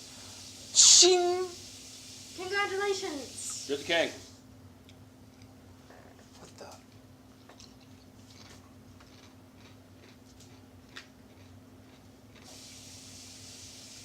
He just looks stunned, like he doesn't know what to do next. Doctor remains outside. I think this is the point where you tell him what to do now. What is he supposed to do? He takes the sword to his brother, quickly. You should probably get that to your brother. Yeah, right. Brother. Yes, sword, brother. Good. Sword, brother, good. Sword, brother. He says he runs out the temple. Meanwhile, I'm outside giving the boom. Well, the legends kind of got it wrong about how intelligent he was, didn't they? I mean, don't get me wrong. He seems a decent fellow and everything. Good heart, good lad. But, you know, not the sharpest pencil in the deck, so to speak. You My made brain's her still look. scrambled. Apparently. You made her look like a. But show young- the two of you look like a cute couple. Ouch! Taking a break. I'm just saying that, you know, given the men you've dated before, a nice, solid, dependable guy. What part of taking a break do you not understand? Who says anything about one night stand being a break? All right, let's go see what Thomas was shooting at, shall we? He could have been shooting at anything. I'm out to give my boomstick speech. All right. No one's getting close. Everybody saw he drew a sword on me, right? They're all nodding. Right. Walk over to the robot. Kick over. And obviously the glory of God smote him, says the doctor quickly. Oh, yes, they all nod. Yes, that was it. Kick open the visor. Yeah, more TARDIS parts, the doctor says, looking at it. You know, I wonder. Anya throws parts out of the dummy over his shoulders to you. Catch. I'm Catch not that. a No, don't need that. There's a... Aha! Coordinate corresponder. What am I supposed to do with all this? Take the TARDIS. What are you holding that for? He takes all that from you and gives you this. Hack that. What would you hand that to me for? You were there. Dumps it. And walks over. So, Grabs you. mm-hmm. How many of these things could he have? Well, he's using parts in the TARDIS's main core. I think maybe like 2 or 3 more, maybe at most. Good to know. Because you realize you just sent the boy with the sword off by himself with more than possibly 2 to 3 of these things still walking around. And puts his hands up. Merlin isn't with Arthur when he has a sword. No one will buy it. It's a sorcerer's trick. He has to be alone. What we're going to do is we're going to watch the area around the courtyard, around the church, to make sure that the Corsair doesn't mess with it, because the next place to mess up would be the multiple drawings at the courtyard. Good point. You take the people on the ground. He looks up. I'm going to take the bell tower. You just want to be up high, don't you? And I'm supposed to hack. Yes. Somewhere very safe. Like So I can't just throw myself in front of a horse and hack. No, somewhere like sitting down, safe. Like Like TARDIS. preferably in the TARDIS. I'm not gonna get looked in again. What's with you and looking me up anyway? Nothing. I have no desire to keep you out of danger. And he turns and goes to do whatever he's going to be doing. You don't do that with Thomas, though. Or are you sexist or something? No, I'm just a bullet magnet. He knows no matter where I am, they're going to find me. He turns and he looks at you, and he's about to say something. He's kind of goes, ugh, and he turns away. Don't go And there. the audience doesn't see it, so you don't hear it. You don't hear it, but the audience hears him mutter as he's going up to the tower. Doesn't she understand that I don't care if Thomas dies? Thomas can handle being dead. But there's only one of her. I can handle being dead. I feel the love. All right, so you're sitting there busy hacking. You need a 9 or better on a d20. Yeah, easily. You hack through it, and pretty soon you do have coordinates and discover that we aren't on Earth. What? I We are inside a TARDIS. kind of figured that part out. That bumping noise we heard, we hit his TARDIS in mid-flight. Oh my. Whatever program he's running, the TARDIS is making multiple rooms and constructs based off the program he was running at the time. Hi, sweetie puppy. So he was playing like playing a movie. Now, or the something? thing is, when we hit, it happened to be It's a traveling to holodeck. Earth at round about 51 AD. Sorry, round about 495 AD, which is the time period that Arthur stories are supposed to take place. So basically, we're in a holodeck. So yes, King Arthur was real. The TARDIS crashed near London, and the reason why it looks so weird and no one's found anything is because whenever we're done here, we make it all go poof. Oh. Basically, we're in a More holodeck. that- We're in a screwed up holodeck simulation. How many times has that been done? Except the holodeck simulation isn't exactly inside the holodeck. It is affecting the reality around it. All the people you see are real. But they're walking into the area of the effect, and so the area of the effect takes So over. it's very, very good I haven't actually shot a human being yet then. Because Yes. God knows how that screw up the timeline. Yes. What are the Time Lords and monkeying around with stuff? Because they're time lords. And that's why I'm not one. Well, where'd the doctor go? I gotta find him. I mean, I'm dating one, but I'm definitely not going to become one. Hey, sweetie puppy. He's a happy. He's a happy puppy. He's getting older. God, he's gotten so gray since I've known him. Well, So, one more gray. alrighty. It's too bad Mom wouldn't like him because I'd love to bring him over to my house and show him off to her. Well, it's not so much that Mom wouldn't like him, it's that the other dogs, Well, no, being as she- territorial she- as he is, he she's would got- freak. She has a fear of German shepherds based on an incident she had when she was pregnant with me. Oh, okay. Mm. All right, so back to the story. So yeah, basically what happens is that we're not actually, say, inside the TARDIS. Mm. We are on Earth, but it's only like sort of Earth because there's a dimensional shift as you step onto where London is. All right, so, and as you read the readings, you realize that this effect is all over the island of Britain. Oh, fantastic. Where's the doctor? He was looking for the So doctor. basically, Corsair has not only invented the legend of King Arthur, he's also invented the whole bad Ren Fair trope. Yeah. Oh, this fucker has to die. Yep, every fat phony Xena is this guy's fault. Mm-hmm. All right, so, You're such a beautiful dog. I love you. Goes to find the doctor. last you saw the doctor, he was stalking towards the church. She's gotta go there. A bunch of knights come trooping by. The little boy at their head. Let's see him pull it from the stone. Let's see him pull it from the stone again. And he gets there and I need a beer. he walks into the courtyard. He puts it through the anvil. Thank you. He draws it. Shing again. Some come down, some don't. And then all of a sudden you see a redheaded stranger show up. He just appears out of nowhere. Oh, Lord. hello. And he's dressed in armor head to toe. That looks like something from like a bad fantasy painting. There's like little dragon motifs all over it. It's like black and dark red. It just screams, I am evil. Ew. Okay. I will suffer no boy to be king of me. And he draws his sword. Oh dear. Okay? Mm-hmm. I'm pretty sure that at this point the crowd has gotten completely silent. They're all moving away from the issued And challenge. I'm pretty sure that the Corsair recognizes that sound. Right now he's focused on Okay, several things are happening at once. So let me describe the scene, then we'll decide what you guys want to do. So Corsair is challenging Arthur. Arthur, who's not wearing any armor, who's never fought anybody before, is like,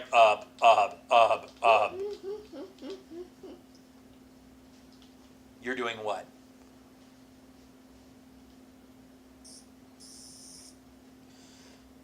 Okay, you're taking a scan with your sonic screwdriver. A scan of what? I don't know. The Sauron lookalike. Yeah, big scary guy. Taking a scan with the Corsair. Okay. Yeah. You're doing what? Pulling out the gun, cocking it, and whistling to the guy. You're trying to draw attention. Okay. Away from Arthur.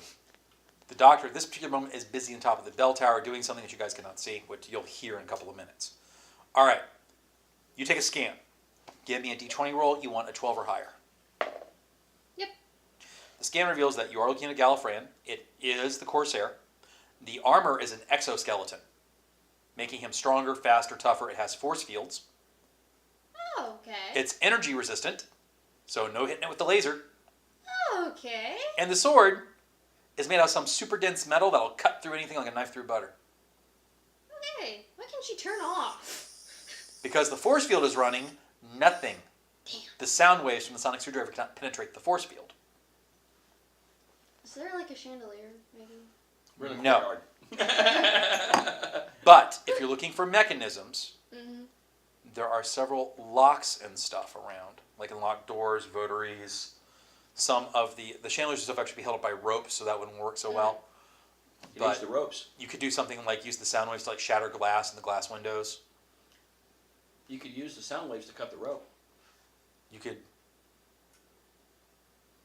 yeah, that I will allow. That seems in keeping with the theme. So you drop a chandelier on somebody like that. Actually, physically, that's possible.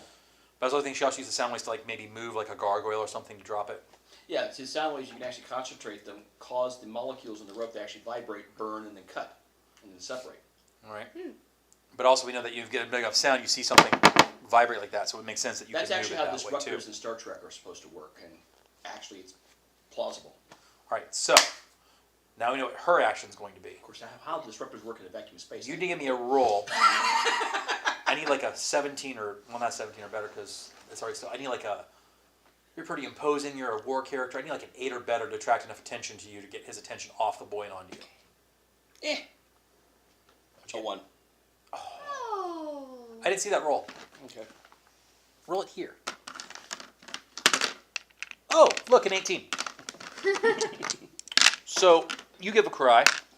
Role play it. He stops, and they all go, Blathor, Blathor. I don't know if that was the character's name, but that's how we're going to say this. Everyone backs away. He hasn't been around since Uther. Look, he became one of the Templars. And that explains where you've been. Because what happens when light messes up in the Dark Ages? Joins the temple. Now, since you apparently want to pick on a unarmed, unarmored, untrained, and basically scared out of his freaking mind 14-year-old boy, which, frankly, just kind of makes you look like a real big ass pussy, why don't you come deal with somebody who's actually a professional? Corsair. He turns and looks at the boy, looks at you.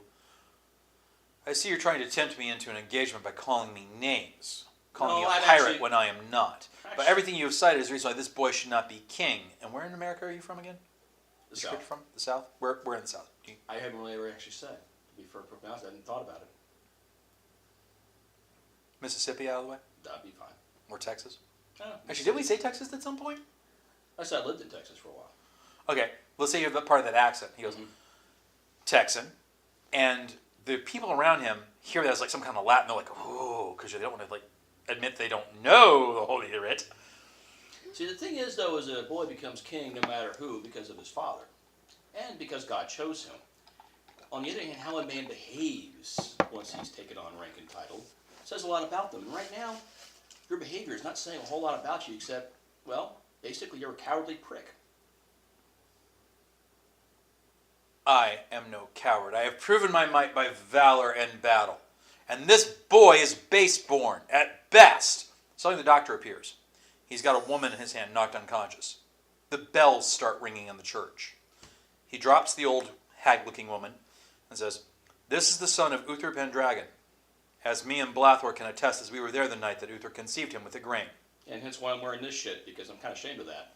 And baseborn he may be, but the rightful king by blood he still is. Merlin, Merlin, Merlin. They've never seen Merlin, but this sounds good, so they're going with it. Oh my. Even Hector, who saw Merlin 15 years ago, was going with it because, hey, it kind of looks like, right? It's not like they have photographs, so. Merlin points his sonic screwdriver at the Corsair. Put away thy wand, sorcerer. By the way, who the hell wears black armor with dragons? Who looks like the bad guy on purpose? You lack severe He turns to imagination. you and he goes, "It's not my fault. The only thing I had to work off were paintings by Julie Bell." And he attacks. Yes! I'm actually antagonizing somebody that's trying to kill me! Yes!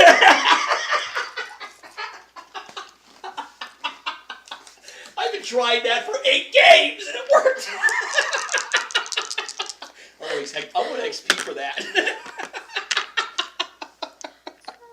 Roll D60, who goes first? Alright. He gets a 2. Yeah, you're going first. Okay. Alright, well, force fields will not permit me to actually kill him. But the sword is probably not covered by a force field, correct? It'll bounce off just like physical force. Yeah. But it'll make a hell of a scream. Yeah, not only that, but hitting high density metal with a high density depleted uranium round won't break the sword. But you ever whack something with a metal bar without any padding on your hand? Should I try to shoot the sword like a cowboy shooting a gun out of hand? Is what I'm hearing? No, actually, what I'm trying to do is make him drop the sword. Yeah, because if you hit something real like a piece of metal. Well, you don't know it's exoskeleton, so yeah, that would be within keeping with your character. Okay. Yeah. So you take a shot. I had no clue that he's actually running out. So as far as I'm Right. concerned, the vibration I from get the it. impact will actually make him let go. I get it. It makes logical sense. 15 or better. I mean, it just makes sense to me. Yeah, didn't make it. Didn't see that roll. Yeah, still didn't make Saw it. that one. Boom! You take a shot at him, you miss. You got another shot, though. He's got ground to cover. That one made it. 17. You hit it, you see the bullet kind of bing off the metal. And you also see a flashlight when it does so, and your character comes from a future environment, realizes, oh crap, force field. Yep, time to duck. Time to run. He swings, he hits the church and misses.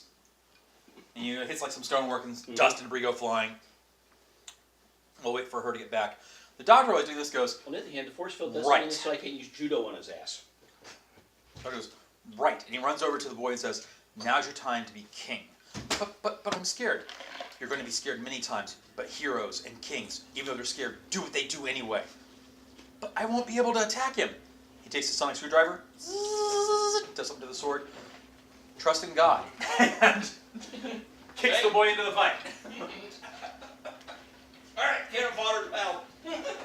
So in case I didn't pick up on the mic, the doctor shows up to Arthur, says, Arthur, get in there, do your thing. I'm scared. He says to him, no. Takes the screwdriver out, does something to the sword. The sword's not able to affect the Corsair, and says, go trust in God, and kicks the boy into the fight. And I'll wait until everybody's out of the kitchen. Refueling. Gamers and Cheetos, what can I say? And caffeine. Gotta have caffeine. Oh, not me. Very well. I'm not there yet, so I have to enjoy it for a while. You've been in 5 or 6 years, my brother. Give me clothes. Mom's got kidney problems too, so she's having to cut back on the caffeine. Stage 1 kidney failure. Yep. Okay, so, Anyways, that'll be refueled on the caffeine and the Cheetos. while he's fighting the Corsair, what are you doing? Cheesy puffs. You took your scan, you have another action. Again, when you look at the sonic screwdriver, remember, you can't affect him personally, Mm-hmm. but you can't affect his environment. Yeah. So. The stone underneath his feet, the buildings around him, dropping a chandelier in his ass by cutting the rope with sonic waves, all those things you can do with it. Use indirect methods on it. So Your character is smart enough to know that. Yeah. What's all around him that could maybe cause problems? Wooden church pews, wooden stalls, wooden tables, stone Here. floor, Stone floor. ropes holding chandeliers above his head, heavy, dense. The chandeliers are probably made out of lead in this time period. Lead, iron, actually, the I don't know why they did this, but a lot of the hooks and soft, things that had to basically held things together were usually made out of lead. Probably Don't because know it, why. it was easy to shape them. It was easy to shape, I would imagine. But yeah, I mean, and then the actual body itself would be made out of iron because the candles on it would melt lead. So that would be made out of iron. Ooh, there's an idea that occurs to me, and although it's complete junk, this being, sci fantasy, iron's magnetic. It just is. needs a little acceleration. So you try to over-magnetize the iron. Yeah. Okay. Give me a roll. I think you need I'm going to say 12 or better. Ooh, watch out, kitty! That's the first Kathy's actually ever attacked him right off the bat. She's been very playful the past days. I don't know what's going on with her. My cats have been the same way. I think it's the weather. Maybe. That was a no. I got no. I didn't see that roll. There's a high on it. There's a high over us right now. When there's a high, cats usually get playful. Well, it matches the law of drama. So, you make it magnetic. It does. Okay. You remember, he made this a storybook. But it's probably not enough yet to completely go. So you're going to need another round at it. Drop the chandelier on him while it's magnetized. That'd be a lot of fun. All right. That's where I was going with this, too. Yeah. Let them see you try to move around with that. Exoskeleton or not. Arthur charges into the battle. Villain! Kid turns. The swords meet, and Clarence goes right through the guy's sword and cuts it in half. What the hell is that made out of? Okay, looks at the thing, sees that, and goes, ha! Boom! And pushes Arthur back like 10 feet with his silver string. He looks at the author. Obviously, Sorcerer's might is infusing his arm, but trust in God! Arthur nods and puts the sword up high, and you begin to see it glow. According to legend, Clarence shone with a light. Yeah. Hence the name. I'm going to be important to examine that sword when we're done. Okay? Wait a minute. He has a force field, correct? Mm-hmm. But other than that, he's still basically susceptible to the laws of gravity. Yeah. And physics and so on. So if I ram him with a pew, he's still going to get knocked down. It's just not going to actually hurt. It'll hit the field, but the field will still move him. Yeah, that's my point. He'll still go So down. you pick up a pew and swing it at him? No, I'm actually shoving it at him. I'm not that strong. All right. So your next action is you go over, you grab a pew, and you shove the I pew may in not him. have the And character. since he's turned and facing Arthur right now, he doesn't see it. You just need a 5 or better. Yeah. 15. Oh, yeah. Boom! He goes sprawling to a knee. Right underneath your chandelier. Zip! Roll again, you need 8 or better. You're not rolling any better than I didn't see that roll. You and me both are not rolling. There, finally. You hear a hum, and your signature says magnetation. It gives you like a reading for like how much of a pull it is, and it's like the equivalent of a car magnet. You know, the big magnets they use on the car yard to flip wrecks. Oh! Go, baby, go.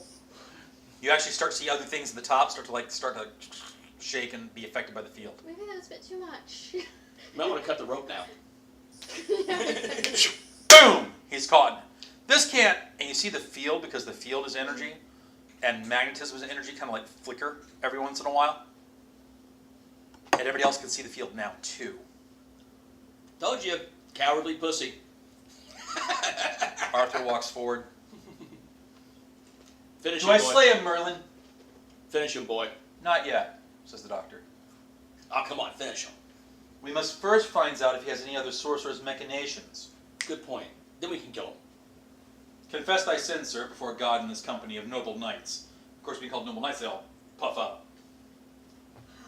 Yeah, whatever makes him happy. It's not what it appears like. I'm trying to save these people. Save them from what? The power cords. They've been hijacked by the Corbins, and I had to give them the boy and some other things, or they wouldn't go away, and it would always be running. I see. You didn't think to call for help. Didn't have time. He turns and you look and you see like there's something on the back of his neck. Oh, nasty little bugger. So, can we kill some bitches now? There's 2 more up there. Somewhere. I got one of the 3. Alright. What exactly can they and can they not do? I don't know. Oh, well, that's helpful. Right. You got one of them. Knights. Take this boy. Your king. And salute him in front of all the people. No, they argue back and forth. They have the typical thing that happens, the Mallory thing about it going on for a few days. But while they're doing that, Men. suddenly, the thing on his neck kind of twitches. he gets stronger and he bursts out of the chandelier. Hi. He picks up a sword, and the first thing he does is he stabs Thomas. Right through the lungs and the heart. Told you I was going to get stabbed. Thomas! You need to roll a d20, 9 or better. I'm going to get one word out You're not because shocked. it's story drama. I even see you look at the doctor. Told you so. Yeah, that was a no. Okay. Told you I get stabbed. Corsair breaks out, turns, tries to swing at the doctor dodges, picks him up in the projection, drops him on his head, and you hear something go crunch as it's his spinal column. Boom! Dr. Lucio goes, don't worry, he'll get up. Walks over to Thomas. Oh, it's not that bad.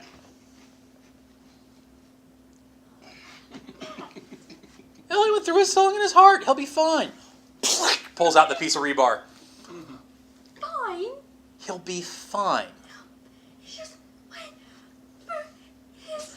He holds you on both sides of the chin and goes, trust me, he'll be fine. The audience can't see you moving your arm in shock. Trust me, he'll be fine. He better be, or else I'm blaming you for this. And that's different than any other time, Hal. Now, come on. He grabs your hand and leaves the scene, dragging Anya behind him. Up to where the bells are stirring. Because remember, the bells in the tower are still ringing. Where are we going? Oh, to go take care of the other two. Oh, so now you want to drag me into danger. Well, I don't have a choice. Oh, so you drag me into danger and you don't have a choice. He turns and looks at you. Is it my fault I prefer you be safe? Why? Nothing. He walks up the stairs with you closely in tow. Oh, for Christ's sake. You get up to the top and you see two women like going around holding their heads. The sound waves and vibration from the bells, since they use sound, is like giving them overload. And he has a motor up on the bells, making them go back and forth. Oh, that's clever. Wasn't it? He says with a smile.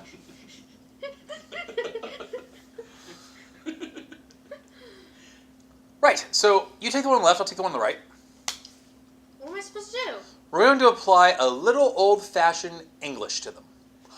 Boom! He ducks one with the right hand, knocks her You know, out. the last time I tried to take on another woman, I got the crap beaten out of me. Yes, but this one is an 80. And they were about the same age. And eventually you knock the Corvids out. The doctor does some things, finds out how to send them back to their dimension, sends them back to their dimension.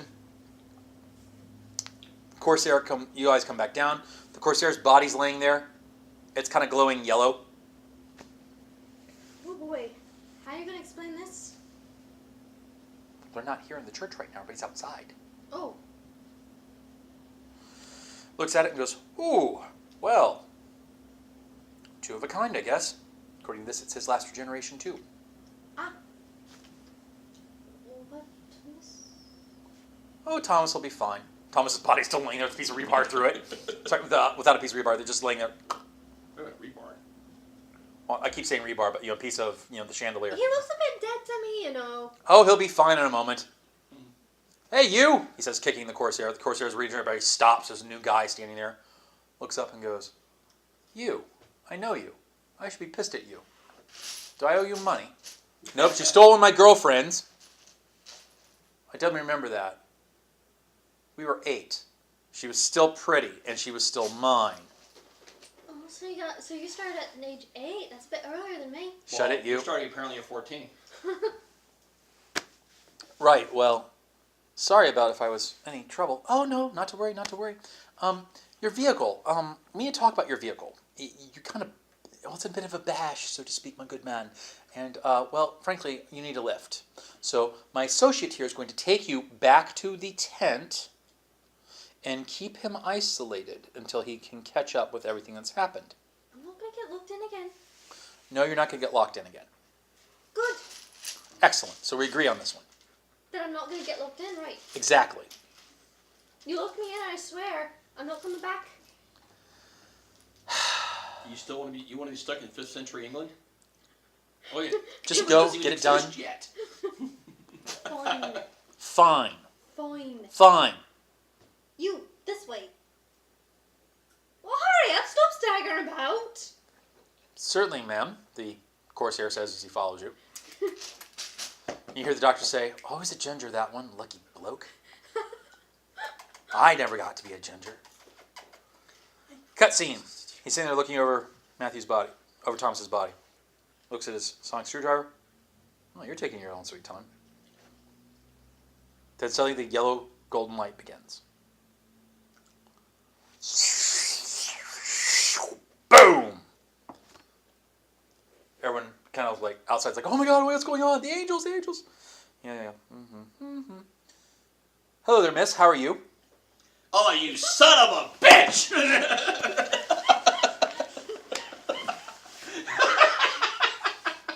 You know that'd be the first thing out of her mouth. It wasn't my fault you didn't dodge. You're the combat expert, not me. Even I kind of am good at getting out of the way of stuff. Kind of zigged when you should have zagged, now didn't you? Roll, see if you hit him. Oh, I may have.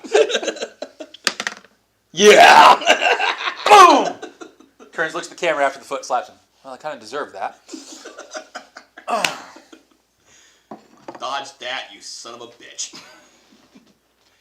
Oh! So he looks really mad at you. No! He's jumping up and down. Stomping in the church. No, it's not fair, it's not fair. I'm a redhead, aren't I? Yes. You do realize I'm dating a heterosexual Californian. I told you I'd get stabbed! Yes, all good for you. Good things obviously happen to you. I'm dating a woman. And I'm a woman. I'm dating Don't a work woman. it out. It's a minor inconvenience. Well, I'm not going to shoot her just to get a male. Don't think that would work anyway. On the other hand, I'm living a fantasy. I'm sure we'll sort it out somehow later. I'm not even going to say that saying because it's just wrong. Right. Well, I've sent Anya back to the TARDIS. Let's get the hell out of here before they start burning me at the stake for wearing a man's clothing. Right. We may be French, but they have only so much tolerance. Just a little adjustment. Beep, beep, beep. Much better. Thank you. If I'm a nut, I'll kill you. No, you're not none. Is he a prostitute? No. The doctor would do that to him. He wants to live. Yeah, I still have the gun. Doctor goes, we need to go make sure it's okay. According, if I remember the story correctly, there was some kind of brouhaha, and someone tries to like do something at the thing, and it was some little minor something. I can't remember exactly what it was. And then you hear the trumpet sounding. Well, that's right. It was a battle. Yes. But this is where Locke gets pissy. butter. And I'm a woman. And if I may say, you're quite the looker. You don't even try. Yes, Excuse. because I may be physically a woman, I still have the same urges as before, which is A, I'm not attracted to you, and B, you try anything, I'll put my fist through your nuts until you taste them in your mouth. Well, now, that is age discrimination and sexism, that is, and I am most offended that you would assume that I would view you as an object, despite the fact that you're nice and perky this morning. Let's go! Damn, I am perky. Fucking English weather. Oh my god. So you walk out, and sure enough, a battle has started. You know what? I just suddenly realized, Doctor, you get to be locked in a TARDIS with me when I'm PMSing. He looks at the sonic screwdriver and goes, we have bigger concerns, like how long that charge I put in that sword's going to last. Oh, shit. And then suddenly you see a bright display of light. You hear a bunch of people screaming. And it's over, isn't it? Or maybe I kind of accelerated it and, oh, well. Not to worry, I'm sure him holding a small nuclear reactor in his hand isn't a big deal. Let's, Well, it would explain why he didn't have any children. Yeah. Let's Oh, God, remember that Futurama episode? let's quickly go make sure the battle goes Ow, well. my sperm! Pew! Oh, never mind. Let us quickly go and, make sure the battle goes well. Yeah. Meanwhile, while they're doing that, you're in the TARDIS. Bring the Corsair with you. He's like, oh, lovely interior. K9 goes. Like he did. He's with me. It's all right. Miss Syrtis is having a lie down. Syrtis, I know that name. Why do I know that name? He says. You're apparently chasing her around. Oh yes, my wife. That's right. Your wife? Yes, my She didn't seem to wife. think so. That's because we're having a bit of a tiff. She says as she enters the room. First he does, she pulls out a little ray gun. She zaps K10. Hey! Then she points the gun at you. Don't you even try it now. Oh, cool. Actually, I made sure to pick something that's not affected by sonic technology. Please put down your device. You're playing. She went and played in my room, didn't she? What is this about? This is about me getting my independence from the Gallifreyans. Do you have any idea the bother it is growing up as royalty? Always, you'll marry this person. You'll do this at this time.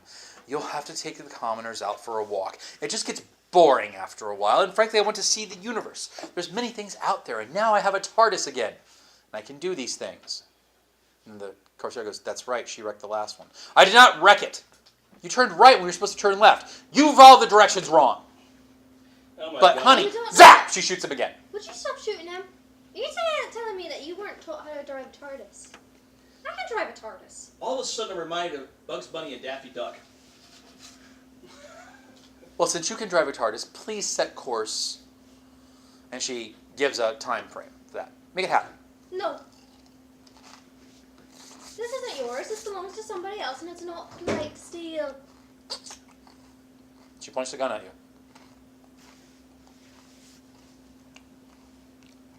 If you shoot me, you're not going to be able to go anywhere.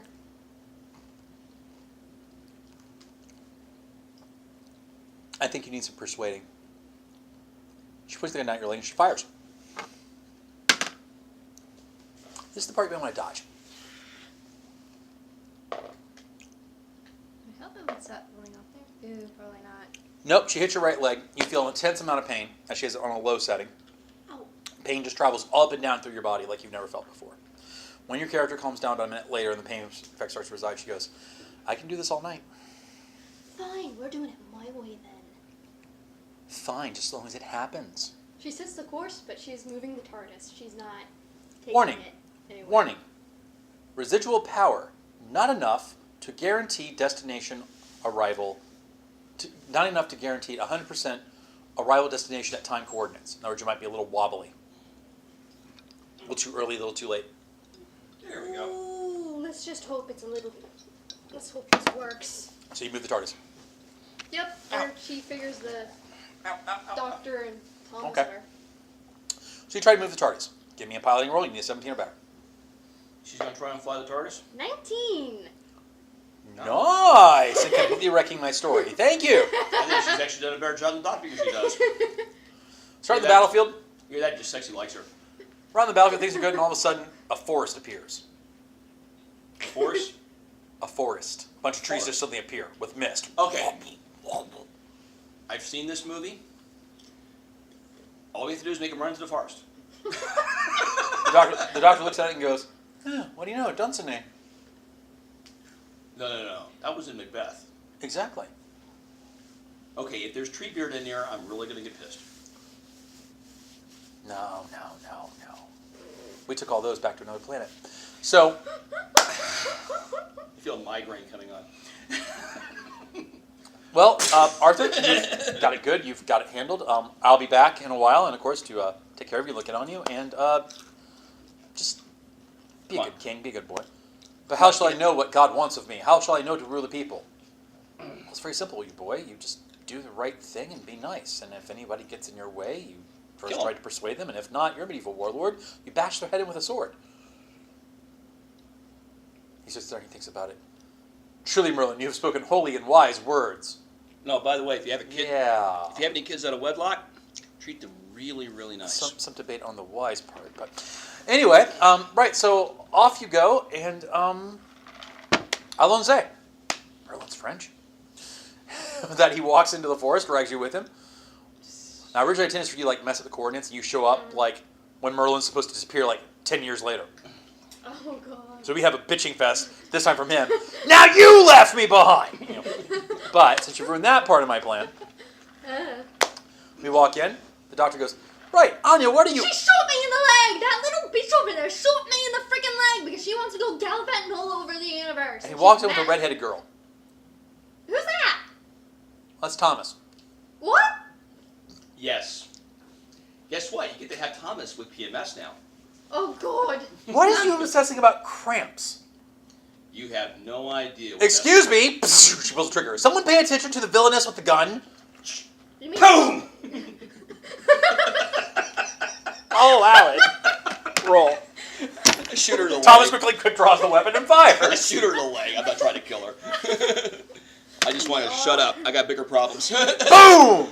You hit her. She goes into shock. She hits the ground. The doctor's like, Oh, and Anya stomps over Somebody there. go over there and take the gun away from her before she gets That's over. exactly what Anya's doing. She's going over, she kicks her several times with her good leg, and then picks up the gun and shoots her with it. Okay, the two of you both need to make a roll. 10 or better.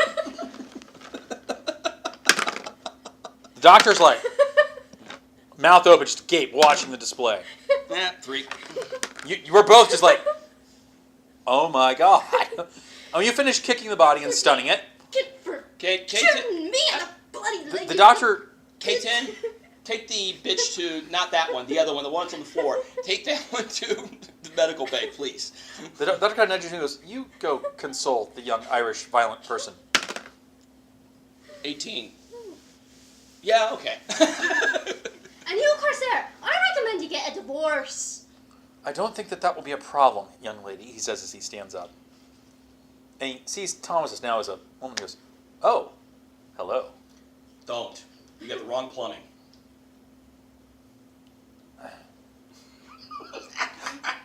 You're out of regenerations!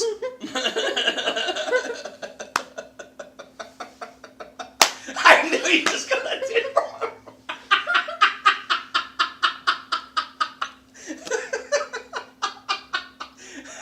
If you excuse me, I'm going to go to the med bay. I always wondered the doctor, when the doctor's being hunted by some interstellar critter that wants to kill him and destroy everything around him, why not just reincarnate?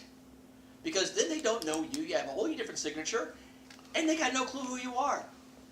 So he sits there, he monkeys the science driver and the control console for a little bit, and the doctor goes, right, well, we're still in residual power. The remnants of his TARDIS are still messing things up.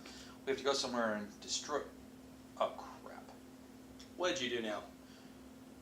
We're not out of the woods yet, kids. We're in the woods, because we are the woods. Yeah. He flips the switch. When he appears, he opens the doors, and there's Stonehenge. He says to the two of you, I can't go out there. You two have to go fix this for me. I have got a bit of a limp right now. Thank you. Fixing what? Part of the power core of the Corsair's TARDIS is out there in those stones. One of them is a false stone. It's actually part of his TARDIS. You have to find it, disable it, bring it on board. I have a question for you. Yeah. Do you have a library that shows us what Stonehenge looks like in the 21st century? Pretty sure we do. Good. Let's bring that up, figure out which stone is out there that's not in the photograph, and we'll have our problem solved now, won't we? But you all need to go deal with it because I can't go out there. It's crossing my personal time stream. Ah, I see. So you're like already here. I'm currently there. Oh, okay, so what would we do if we meet you? That's a good Hopefully you question. won't, and if you try, Roman Centurion will try to kill you. Oh, lovely. Oh, fine. I died once already today. I'm not dying anymore. Great, because I got shot at today, thank you. And if any Roman Centurions show up, just say, Rory, don't. I'm a friend of the doctor, and hopefully it will not kill you. Rory, don't. I'm in front of the doctor. Okay, cool. Let's go. And that's where we'll pick up next session. Okay, good. I enjoyed that. Yeah, this is my second time playing woman. This is interesting. Oh, God. Because one of the things I'm going to do is that one thing I noticed about unlike since this is my first regeneration, I'm going to assume that my personality is more intact than usual. Yeah. But at the same time, because I noticed that with the other doctor, with the first and second doctor, they actually stayed both actors played.